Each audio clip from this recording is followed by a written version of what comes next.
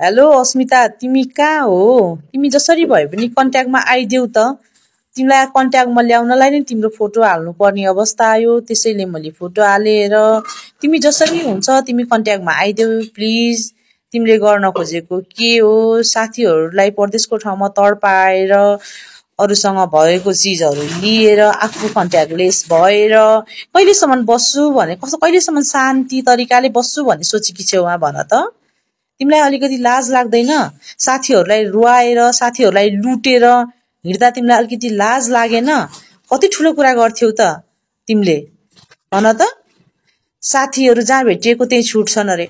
भेटिएका साथी कैयौं साथी बाटोमा भेटिन्छन्, बाटोमा छुट्छन्, तर कसैको पैसा लुटेर भाग्दैनन् नि त। थोरै 1-2 हजारको कुरा हैन नि त, लुटेर भाग्दैनन् नि त। एकजनाको पैसा मात्रै खाएर भागेको भयो हुन्थ्यो, 5-5 जनाको पैसा खाएर भाग्न तिमीलाई अलिकति लाज लागेन?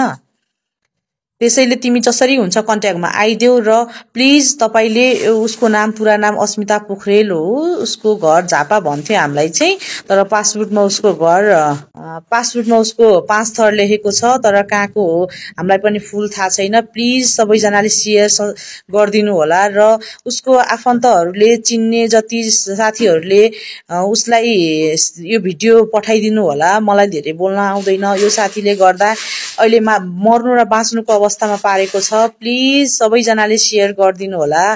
यो अस्मिता भन्नेसँग सबैजना सावधान हुनु होला है प्लिज। यो यति सम्मको घटिया मान्छे रहेछ कि पैसा खाएर एकजनाको मात्रै हैन, 5-5 जनाको पैसा खाएर भागेको छ।